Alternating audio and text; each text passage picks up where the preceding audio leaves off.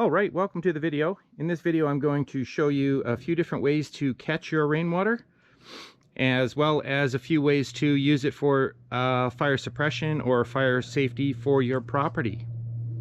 So this is where we'll start. This is my main catchment system. I've got the tin off here so you can see. So I've got, it comes down, this is not a very big house, but that side of the house all collects in the eaves troughs. Comes down that eaves trough. Everything's a little kind of bent right now. I'm just working on it. And into my catchment. Now those are 1,000-liter banded tanks. They are very good for this. They're super light when they're empty, so you can move them around. The only downfall to them is because they're clear or somewhat clear, you will have to clean them out. So if you don't want algae in your tanks, that kind of stuff, then make them opaque, I guess it's called, or so the sun can't get through. So anyway, I've got two of these tanks here. That side gathers the left side of the house, which comes down from there, which comes down from the eaves through the pipe into that one. So they both get caught on both sides. Now these tanks are joined together. You can kind of see it there, as well as the drain there. So having your tanks joined together, it doesn't matter how much water you get off the left side or the right side. The tanks will always level. Plus you can suck all the water out of one tank and they will always stay level. It's kind of handy. So that right there through there is a little jet pump. I believe it's a 3/4 horse, half horse. And so that's how I pump the water out of the tanks. I've got flexible hose there that goes in the tank with a one-way foot valve. You have to have a one-way foot valve on the bottom of your intake, because otherwise you'll lose your prime. So I never have to prime this. I prime it once in the spring and that's it. It stays primed. Now this is the hose coming out. This black pipe here is the hose coming out of the pump. What you could do is, if you have a shingle roof or something flammable like that, I would tee it off right there, send one up to the roof, and put your sprinklers on the roof. Definitely if you have a shingle roof, I would recommend that. That way you can just control it. If you want to water the roof, you can just do it from that elbow there, without having to use the other pipe. So that pipe then comes out here. We got a little spigot on here. Just fits a regular size garden hose on this one. And we use this this water for all kinds of stuff, like you know, washing stuff down, washing the tractor down, that kind of stuff. So we do use it, and it doesn't take much rain to fill these tanks. You know, you get a good 5-6 hour hard rain, and these puppies are full. Okay, so that right over there is my fire suppression tanks, which stay full all summer long. We're in the fall now, so I'm not too worried about it now. Fire season's over here in Canada, but I'll just show you the proximity. Here's my catchment tank. So when these are filling up in the spring, I can just pump whatever I want with a garden hose into those tanks. And once they're full, I do run the tanks every couple of weeks or whatever, just to get the pump moving. Pumps don't like to sit forever without being run. So now I'll show you that side. All right, so for this side, we've got 2,000-liter tanks, and you could put as many as you want here. These can be joined together. You just put a pipe and Fernco fitting like that works just fine. The actual ones that fit on these tanks, the pipes that connect to plumbing off these tanks, are really expensive. So I just recommend the Fernco way. You might get a few drips coming out of there, but not a big deal. It's only when it's open. And you could join these two tanks together quite easily, or you could even put 3 or 4 joined together at the bottom there, and then all you need to do is draw your water out of one tank, and the other 4 will level off for you. So yeah, this is 2,000 liters here. We got a Honda WB20XT pump. I've had several pumps. I've bought pumps in auctions and used and stuff like that, and I've never had much luck with them. I've also bought the cheap ones from the department stores, you know, $100 pumps. They just don't last. The carbs jam up all the time on them from sitting, and yeah, If you want your pump to start, just buy a Honda. I got no affiliation with Honda. That thing will start every single time. So yeah, then we've got 1.5-inch fire hose coming off of that into the wooded area there. Ignore those pieces, you should clean those up. But once we get out there, you'll see how much cleaning I've done. Just haven't gotten to that spot yet.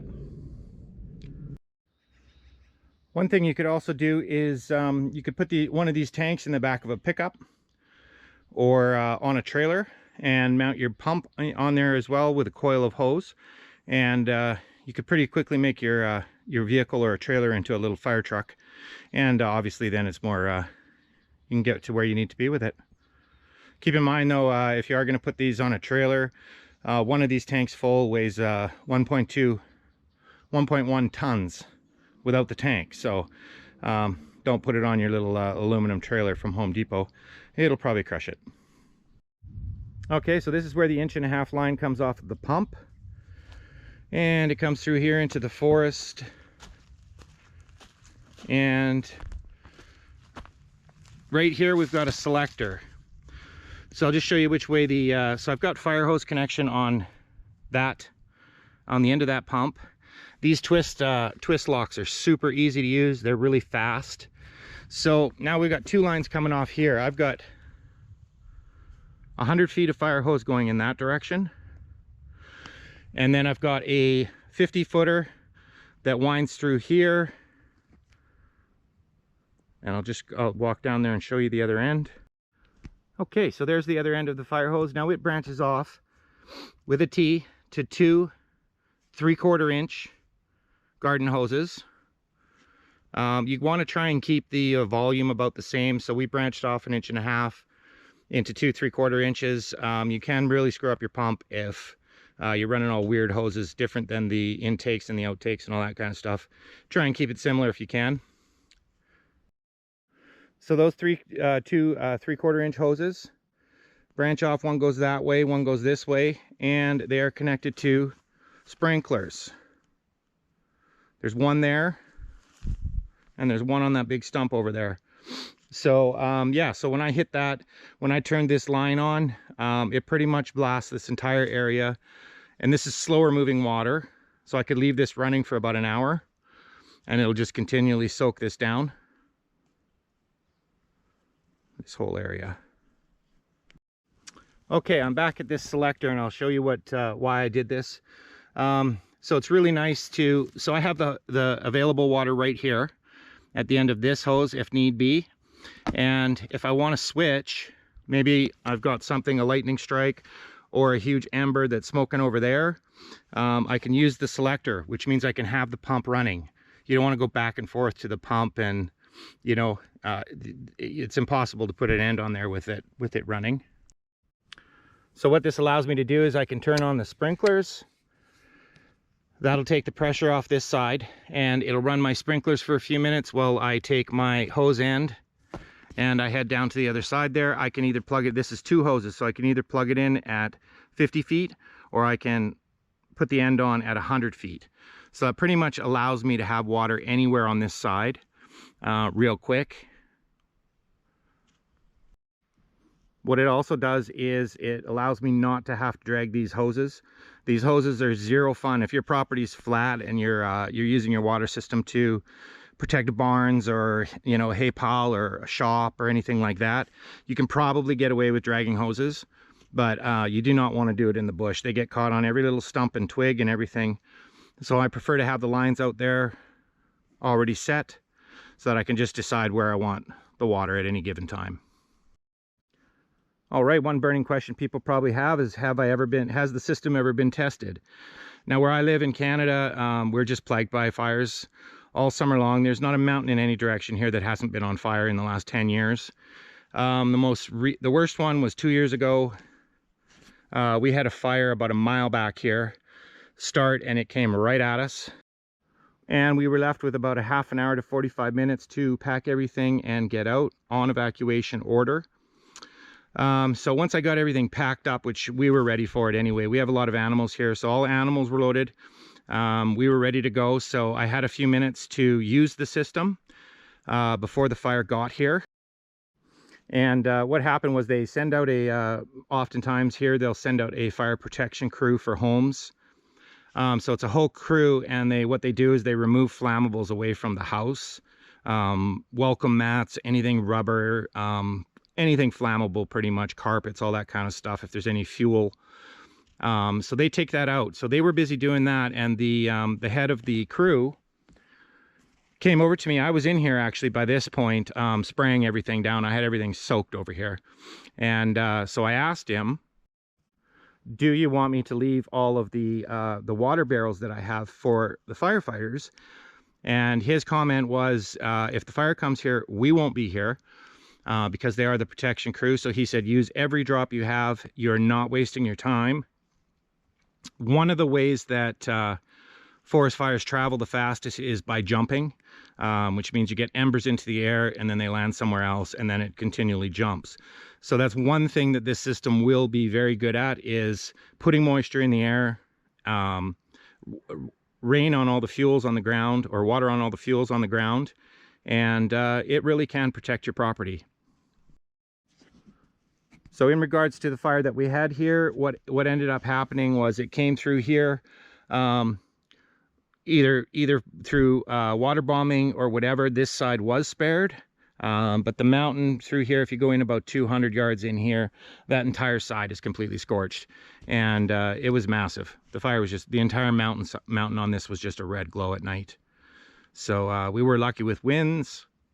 We were lucky with the firefighters, and who knows, maybe the system helped out a little bit too. There was tons of embers around the property, or ash and stuff like that, so might have done its job. All right, I'll show you what kind of pressure we get here.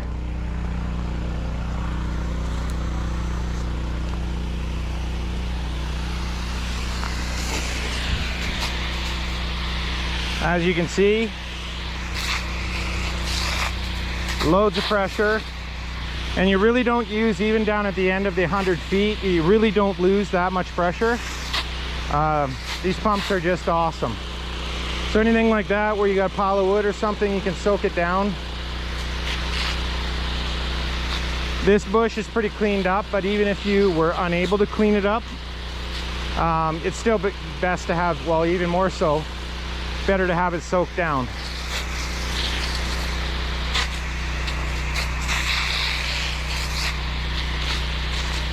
It puts a lot of moisture in the air as well, which is great. I mean, you can get right up into the trees.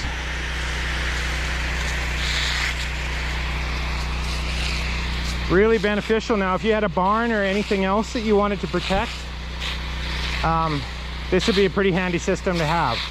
Doesn't have to be used in the forest. Could be just on your property. I'm just running this for a minute here, and I'll show you how fast we go through the water.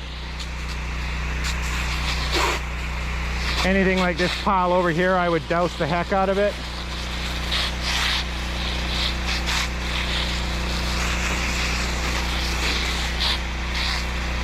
More than enough pressure. I have heard it said by some stores that sell pumps that you need a high pressure pump for fire suppression. It's complete hogwash. This is not a high pressure pump or a high output pump, and I mean, if I let go of this hose, it's going to go flying all over the place. You get more than enough water out of that size pump. All right, what have we been at it? A minute here? 2 minutes maybe? We'll show you how much water we've gone through. Stay.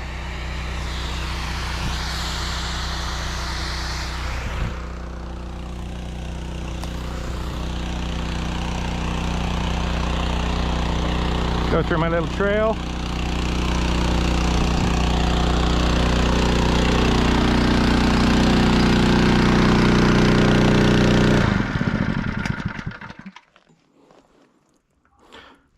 So here we are on tank 1.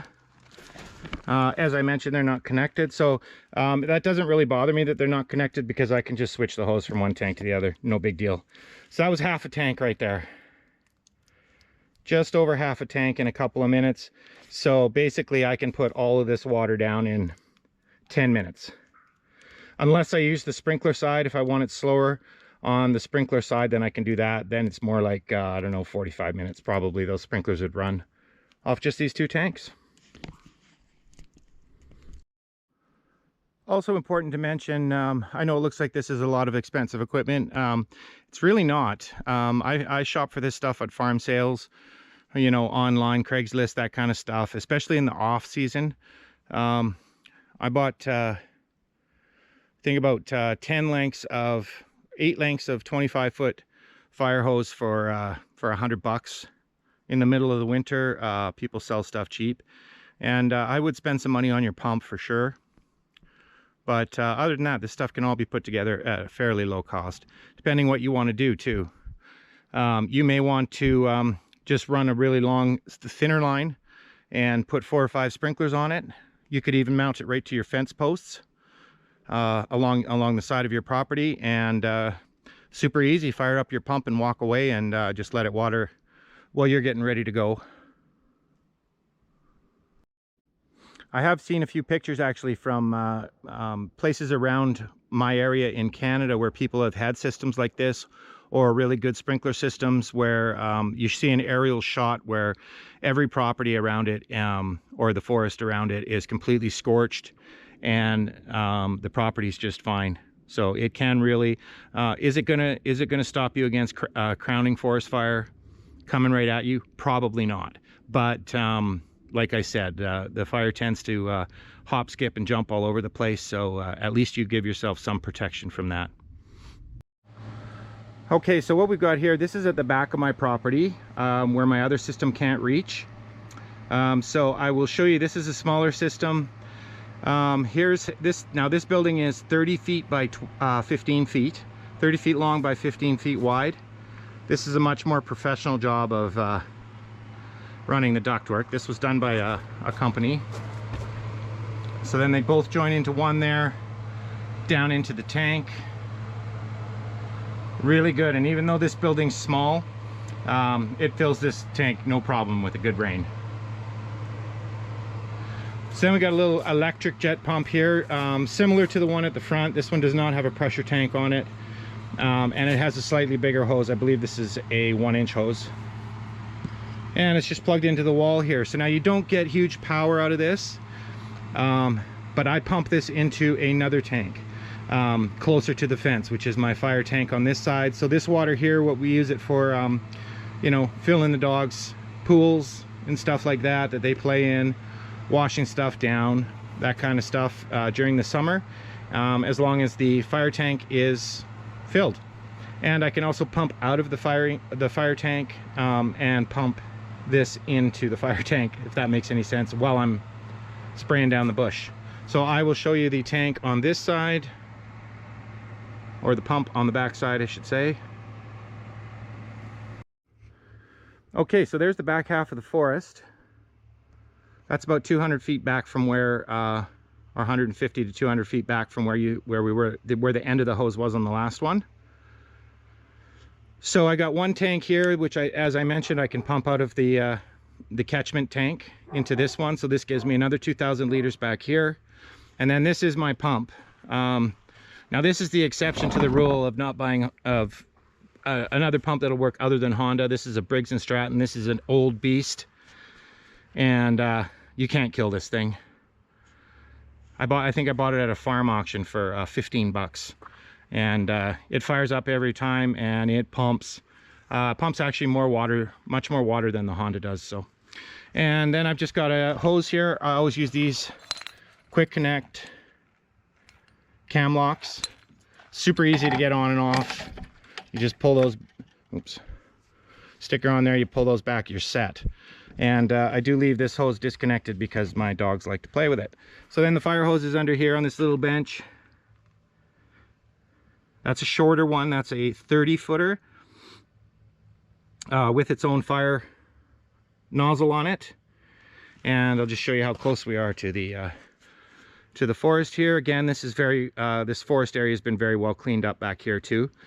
But it just gives me a buffer zone. I can go right down this fence line, I can blast all these willows and everything in about 20-30 feet and just spray down this whole line. So it gives us a really nice barrier between my outbuildings at the back here and possible fire.